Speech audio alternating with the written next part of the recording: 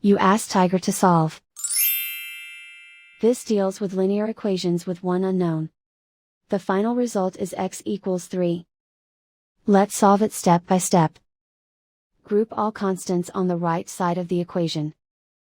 Subtract 15 from both sides. Group like terms. Simplify the arithmetic.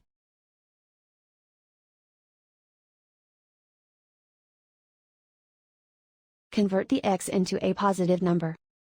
Multiply both sides by -1.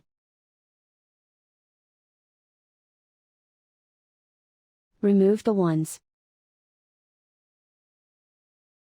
Simplify the arithmetic.